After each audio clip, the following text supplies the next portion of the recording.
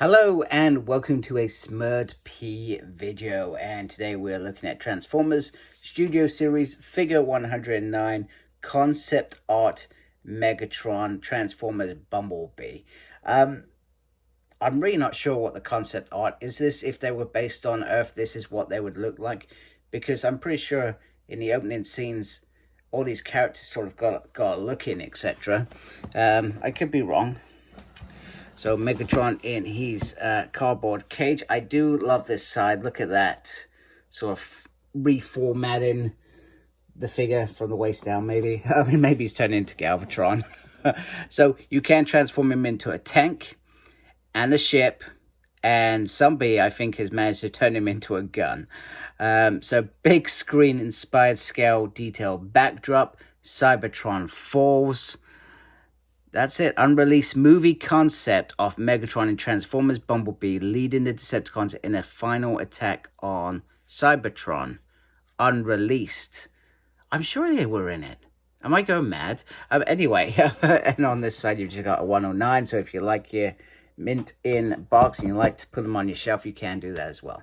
So let's get Megs out of his cardboard prison, this environmentally friendly box, and have a look.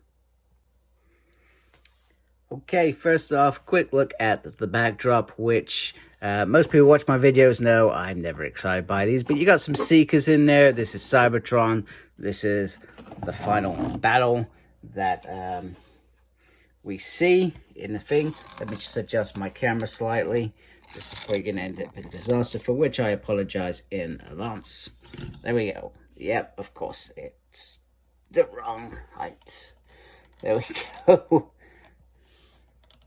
So, firstly, let's have a look at Megatron's beautiful, beautiful face. Look at that, that's gorgeous.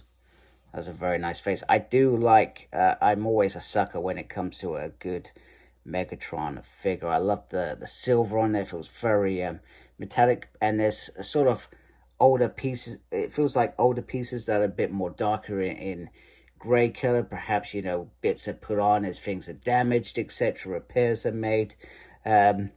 And that makes a lot of sense. And then you've got the sort of red that sort of complements it on the arms, etc. And then the darker hands down here.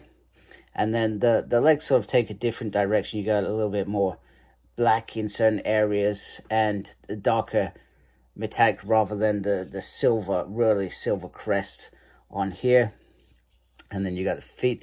And I just love how it sort of looks all mechanical in there. I have put the gun on the back, rightly or wrongly. I thought that might be quite cool. You know, just to remind you of G1 Megatron. He used to have I don't know what it was. He just used to have I guess that was the barrel off when he transformed into a gun. He used to sit on the back of there. So I do like the fact you can do that. You don't necessarily have to have it on the arm. And let's remember, he wouldn't always have it on his arm. You know, come on. He's a leader. You know, he's strategizing, etc. battles. So he doesn't need to wear his gun constantly. I think the other concept is you could just remove it and pretend that it comes out of his arm as well. I think, you know, my imagination, that's what I would think would happen, etc.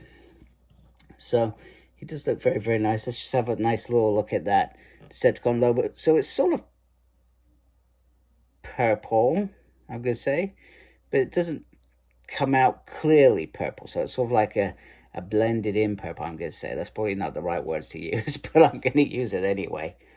And then once again, just back to that head sculpt, which is very, very nice. Let's get articulation out of the way. So the head can go all the way around. Maybe not. Oh my goodness, wow, that was tough, man. You can do 360 there. You can lift it up like that. You can do that like so. You can move the hand around, and there is a little articulation on the fingers. One finger in particular, you have articulation, so you can be like, Decepticons attack. You know, you can do that if you want. And you've got some butterflies there as well, which is probably due to transformation. There is movement above the waist on this piece here. I guess this is an important part for those modes. You can lift up these little flaps here and get those legs into the 4 splits, because we know we want to see Megs in a split. Get some nice movement there. You can I've already done that. Now, there is swivel on the leg. He says you can lift that knee up like so. So you can get him treading on some Autobot scum if you want. Got a little lefty-righty, a little upsy and downsy, which is nice. I feel like I haven't seen those aspects in a Transformer figure for a while. So some really, really nice articulation on this figure. And he does look just absolutely gorgeous. I'm not going to sugarcoat this. This is a beautiful, beautiful Transformer as far as I'm concerned. So let's put the cannon on his arm. Okay, so here he is with his cannon, and you can see you can get him into some really nice sort of firing poses, etc., which I think is the important thing. Just looking at it, it looks very nice, but you can see multiple screws in there, which I find a little bit disappointing. You can also bring that up as well. I'm not sure what purpose for, but I guess we'll find out in Art mode. But it is a nice cannon. I mean, from this side it looks amazing, so maybe I should put it on this arm, but from this side not so much. Yeah, hey, it is what it is. We can't have everything perfect, etc., but you know, I mean, you've got screws everywhere, you know. But for I guess for a figure that is around 50 quid, you would expect them just to make a little bit of effort to plug these little gaps in. You know, sure, it doesn't cost much to get in bulk lots of little caps that are the same sort of color. You know, you just spray them, right, and then just plonk them in. But anyway, that's my opinion. So let's do the first transformation of the day.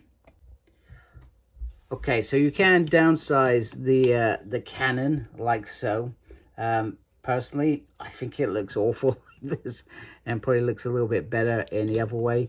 I think it's just this bit here that you move to get this in the position where it connects to the other pieces. I feel like that is the worst piece there, because it doesn't sort of blend in.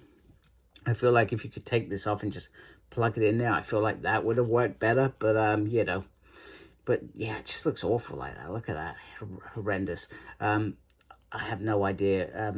Kudos if you're doing it, but I have no idea why you'd want to do that, other than just to get the weapon out of the way, perhaps for some scenes, etc. But you know, I still feel like the other way looks a little bit better than this. Okay, so the first art mode we're going to be having a look at is the tank mode. And when I first transformed it, I thought, what on earth have they done? I mean, I don't know whether I transformed it wrong. It could be the case. But this piece being open like this is absolutely horrendous. I don't know why they couldn't have a panel under here that you could perhaps lift up and flip over or something like that. But like I said, maybe I've transformed it wrong, but that is the first awful part. I'm not sure I'm truly a fan of how the gun sits between the arms, because then once again it leaves this big gap. But what it does allow, it allows you to have this motion with it, but also this, like this, so you can have him blasting cannons towards Autobots in the sky, or Autobot ships, whatever you want to call them. Bear in mind, most Autobots were probably more grounded than Decepticons. It perhaps seems a bit of a weird requirement. There's no movement on the treads, obviously. And sometimes things just pop out, to be honest with you. But other than that, I mean, I think... there's the treads under there. So it does... They do look very, very nice.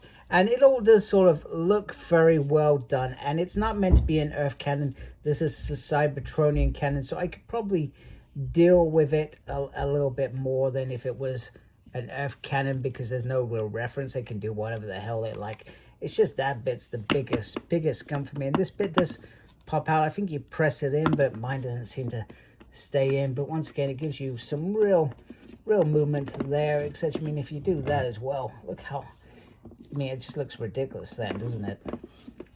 So, hey ho, it is what it is. I mean, like I said, maybe I've transformed him wrong, and we'll be very, very embarrassed later on. But other than that, it's a nice mode. It works. It does what it needs to. But I think the emphasis is, the idea is, it's the robot mode you're going to be interested in. But I'm going to transform him into that second mode. Hopefully, I find something perhaps that looks a little bit better. Let's have a look and see how that one works out. Okay, so here is the Art mode for Megatron, this sort of Cybertronian vehicle, and I've got to admit this looks a little bit better than what we got with the tank. It feels a little bit more solid in most places, and then it's got this little sort of ravage looking cockpit. That's what I'm going to call it. The detail, I really like the detail. Once again, I think they've done a fabulous job in terms of the mechanics on this. I feel like it works really well. The cannon doesn't sit as flush underneath as I would have liked, and just sort of pegs in a little bit, so this arm sort of holds it in place, etc., as you sort of peg these little pieces in place. But you know, it's not the end of the world. It's what you want to see. But because of the positioning as well, you get this great big sort of blaster at the back, which I guess is, these are meant to be all the thrusters, which sort of does work. I think they overcomplicated the whole figure, to be honest with you. They complicated it to, I guess, represent the fact that Megatron had a flight mode, a Cybertronian flight mode on Earth. And also, I think later on, no, he didn't become a tank as such. He becomes a sort of scavenger vehicle, if I remember rightly. Anyway, you know, it is what it is. It's very cool. I feel like the robot mode is what you're going to be targeting for. This feels like perhaps a very oversized one of Soundwave's little creatures that he sends out. Do you know what I mean? Maybe it's just this, and this bit looks a little bit odd, but I've seen what they've tried to do. I think they have done a good job, and it is a decent size as well. You know, it's pretty cool. So anyway, there's my video. If you like my channel, please support me. I'd really appreciate that by subscribing. Thank you to those that already subscribed to my channel. Make sure you look after yourself, very important. And as always, embrace geekiness. Take care. Goodbye.